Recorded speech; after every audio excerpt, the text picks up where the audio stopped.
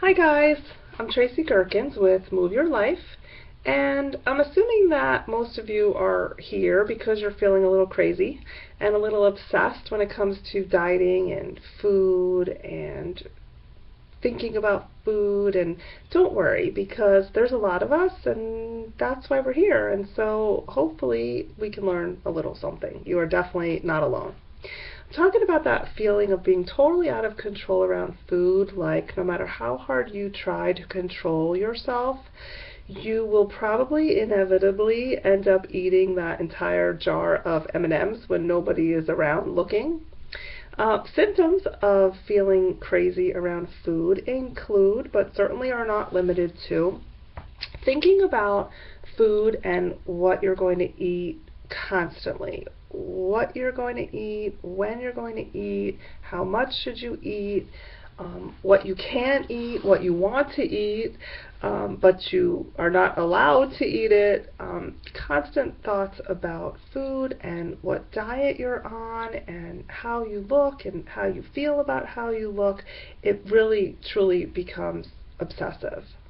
And so maybe you're, on another diet and you're feeling stressed out and you're lonely or you're anxious or you're bored or you're tired, and all of a sudden you've broken your diet and bam, you're off to the races and nothing's going to stop you from eating that entire pack of Oreos. And it usually goes something like, well, today's already gone to hell, so I might as well eat everything that isn't nailed down because tomorrow I'll start my next diet again, right? So the cycle just perpetuates.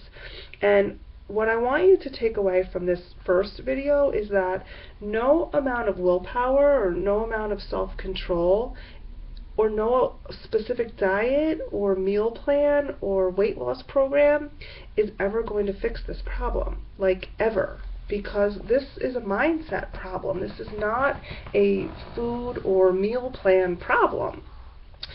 So no amount of more willpower or more self-control is going to solve this problem. In fact, thinking about it that way is just going to make you more frustrated than you probably already are.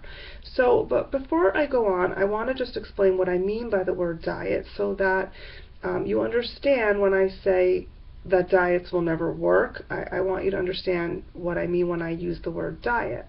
A diet doesn't necessarily mean Weight Watchers or Atkins or I'm going paleo. It means a way of eating that you are emotionally attached to. And so what does that mean, emotionally attached to a way of eating? What I mean is, if I eat this way and if I eat that food, then I'm okay and I'm good. But if I don't eat this way, I'm bad and I feel miserable and I beat myself up for hours and hours and maybe even days. Whenever we feel guilty or ashamed of our choices with food, in the sense that we feel like we've crossed some line or fallen off of that imaginary wagon, we tell ourselves that we're not okay, and really, essentially, we're telling ourselves that that next diet is going to start again tomorrow. And I better get it all in now. So again, we eat everything and anything that isn't nailed down, and so we just perpetuate this crazy, crazy, crazy cycle. And I know that it's really tempting to think that tomorrow I'm going to get it. Next week, that's it. I found the perfect diet. This is the one. I'm really going to do it this time. And I'm finally going to get thin and have that perfect body and this great life, and I'm finally going to be happy. But guess what? That day never comes. And if you're really honest with yourself, then you know from your own experience that the more tightly you grip to that control, the harder that you eventually swing in the opposite direction. So I'm only going to say this once, so listen up. Restricting, restraining, and controlling are not the answer to your food and weight problem. Alright, I'm going to say it again. Restricting, restraining, and controlling are not the answer to your food and weight problem. What if the goal wasn't to try to stick to your diet harder and more rigid this time? What if the goal was to just try to eat with sanity? What if the goal was to just try to eat peacefully and normally, and to feel peaceful and normal around food? What if that were the goal? Here's a quick, simple little homework assignment that I want you to think about.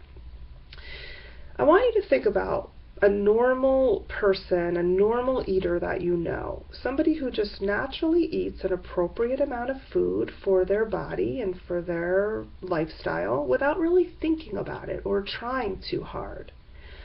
And I want you to ask yourself, what are they doing that you're not doing? And more importantly, what do you think they're thinking that you're not thinking? What do you think is going on in their minds? And why do you think they have such a normal relationship with food? How is it different than yours? That's really the start of how to create a normal relationship with food for yourself. It's the thinking, not the behaviors in and of itself, that is going to make the ultimate difference for you. This is a mindset problem, not a food problem. Well, here's a hint of what is not different between the two of you. The difference is not willpower. Normal eaters aren't trying to control themselves around food at all. They just naturally don't want to eat that entire jar of peanut butter because they know it's going to make them sick afterwards. Nor do they want to devour everything and anything in sight when they're not physically hungry. So I want you to remember that feeling crazy around food has everything to do with your thinking. It's about changing your thinking that's going to make all the difference for you in the long run. And it's the thinking that I focus on, and the thinking that we're going to focus on in this video series, and really in any work that we do together. That is the focus. So stay tuned for my next topic, and if you want more of this, feel free to sign on for my newsletters. These videos will be included there. You can find that on my website, www.moveyourlifellc.com. It's totally free. Thanks, guys. Talk to you soon.